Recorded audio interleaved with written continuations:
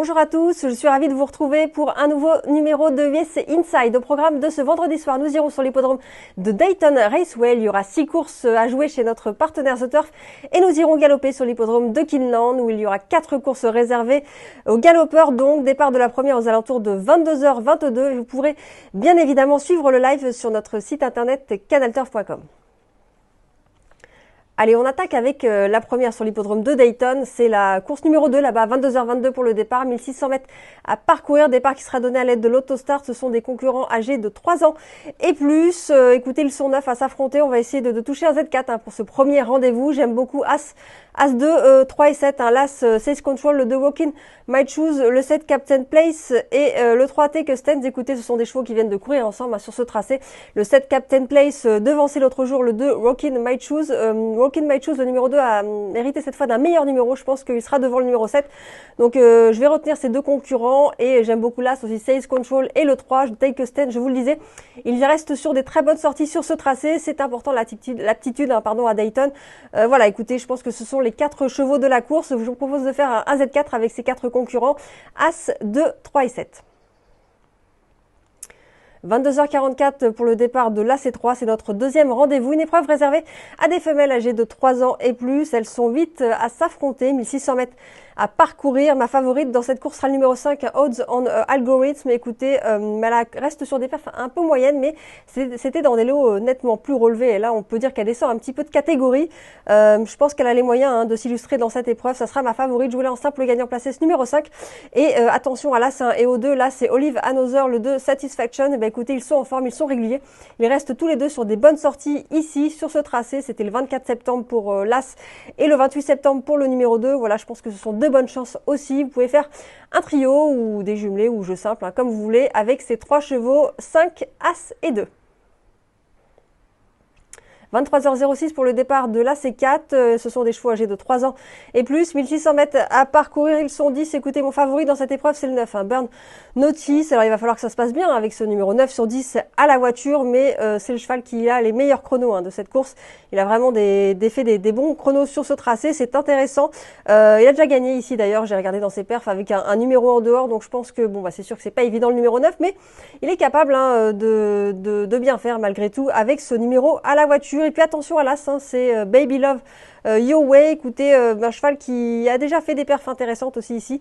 Donc ne pas condamner sur sa dernière sortie. Une pouliche d'ailleurs âgée de 3 ans qui avait très très bien fait lors de son avant-dernière sortie. Je m'en méfie beaucoup. Voilà, je ferai le jumelé 9 et As pour notre troisième course.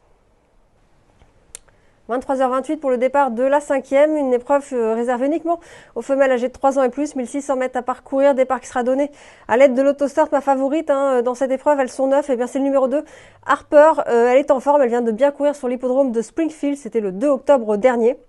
Voilà, je vais là en simple gagnant, c'est vraiment, je pense, une des bonnes bases de cette course, le numéro 2 Harper. Et attention au 5 à Newsday qu'il faut reprendre. L'autre jour, ça s'est pas bien passé, mais elle avait un numéro 9 sur 9 à la voiture, numéro donc tout en dehors. C'est pas évident d'avoir des bons parcours quand on part tout en dehors. On a déjà un désavantage. Là, je pense qu'avec le numéro 5, c'est quand même un numéro correct. Elle est capable de refaire une belle valeur. Et puis attention aussi, ça aussi, c'est Clara Beer qui vient de bien courir ici. Elle est en forme. C'était le 1er octobre. C'était une bonne 3e place. Donc voilà, 2, 5 et 6, mes préférés pour notre 5e course.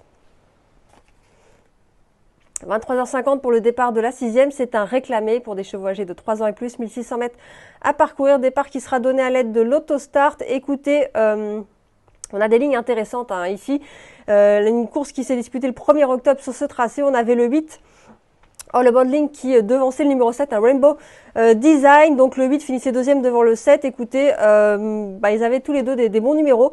Ils avaient des petits numéros à la voiture. Là, avec le numéro 7 et 8, je pense que ça va être un petit peu plus compliqué. Mais bon, je vais les garder quand même pour une 3-4e place pour faire un Z4. À mon avis, ces deux chevaux, ils ont une chance de se placer. Moi, mon favori, ça sera le 5, Mingo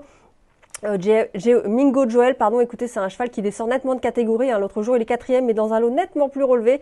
Il a largement les moyens de gagner une course comme ça. Ça sera mon favori. Je voulais en simple gagnant placé. Attention au numéro 2, c'est Section Line Ronnie. Écoutez, c'est une chance aussi pour les places. Il reste sur des performances très correctes. Donc voilà, je propose de faire un Z4 pour notre 6e course avec 5, 2, 7 et 8.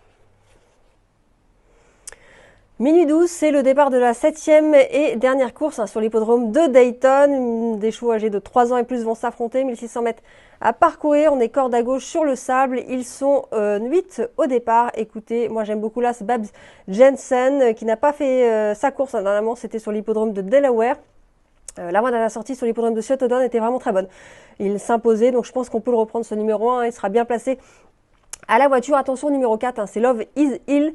Écoutez, il reste sur 4 succès consécutifs. Il monte un petit peu de catégorie, mais voilà, faut s'en méfier.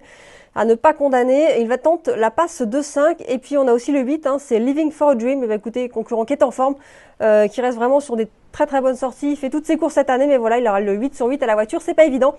Donc voilà, écoutez, moi je vous propose de faire As 4 et 8 en jeu simple, jumelé et trio. Puis si vous voulez faire un Z4, n'oubliez pas le numéro 5, c'est Fancy and Fast, écoutez, qui est une chance très régulière pour les places. Allez, on s'intéresse désormais à la réunion disputée sur l'hippodrome de Kinland. C'est une réunion réservée donc aux galopeurs. 4 courses, on attaque avec la C7, une course à condition, 22h30 pour le départ. 1700 mètres à parcourir sur le gazon. Ce sont des concurrents âgés de 3 ans et plus. Ils sont 13-1 au départ. Mes 3 préférés dans cette course sont le numéro 4, le numéro 6 et le numéro 9. Le 4, c'est Kentucky Ghost. Écoutez, il reste sur une bonne deuxième place sur ce tracé dernièrement. C'était vraiment très très bien. Le 6, Beacon Hill, écoutez, il vient de gagner sur l'hippodrome de Laurel Park. C'était vraiment très bien aussi. Et le 9, Benelux, écoutez, lui, il reste sur 2 victoires. Vraiment, on ne peut pas le négliger. Il reste sur 2 succès. C'était vraiment très bien.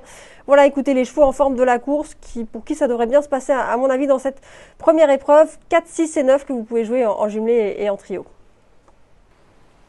23h10 pour le départ de la C8, c'est notre deuxième rendez-vous sur l'hippodrome de Kinland. Écoutez, c'est une belle course puisque c'est un groupe 2 réservé à des chevaux âgés de 3 ans et plus, 1200 mètres à parcourir sur la piste en dirt. Ils sont 7 au départ, ce sont les Stolkonen Ogen Phoenix Tex. Écoutez, ça va aller vite, 1200 mètres. On a des bons chevaux, d'ailleurs on a le numéro 4, c'est Just Might.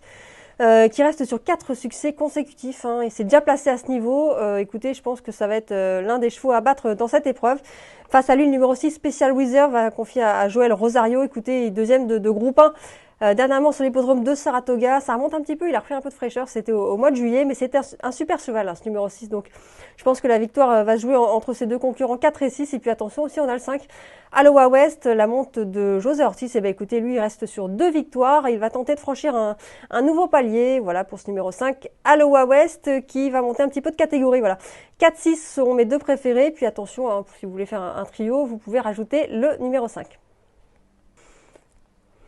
La C9, c'est le temps fort de cette soirée puisque c'est un groupe 1, 23h45 pour le départ, les Darley Alcibiade Stakes, c'est un groupe 1 pour des femelles de 2 ans, 1700 mètres à parcourir sur la piste en sable. Écoutez, elles sont 12 à s'affronter, l'eau pas évident à déchiffrer car on a vraiment des super pouliches. Écoutez, moi j'aime beaucoup là, c'est Juju's Map qui sera confié à notre petit Frenchie, Florent Giroux, l'entraînement de Brad Cox. Écoutez, une pouliche qui n'a couru qu'à 2 reprises, qui a ouvert son palmarès dernièrement en laissant une très belle impression. C'était vraiment très bien là dernièrement.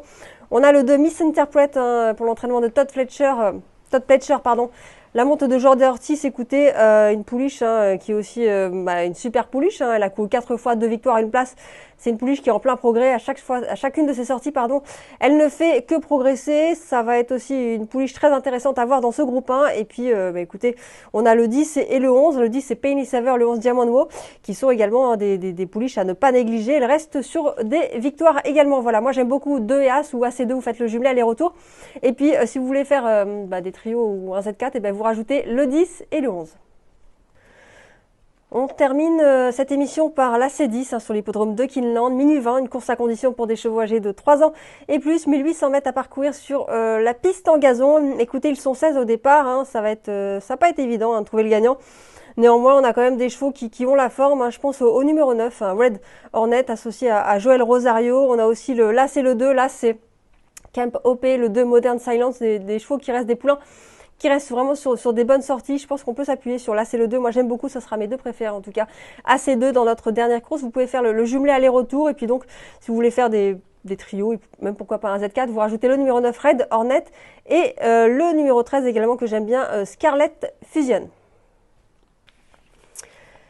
L'émission de ce vendredi est désormais terminée. J'espère que vous avez pu profiter de tous mes pronostics. Si c'est le cas, en tout cas, que vous nous suivez sur les réseaux sociaux, n'hésitez pas à liker, à partager et à venir vous abonner. On se retrouve dès demain pour de nouveaux pronostics sur les courses américaines.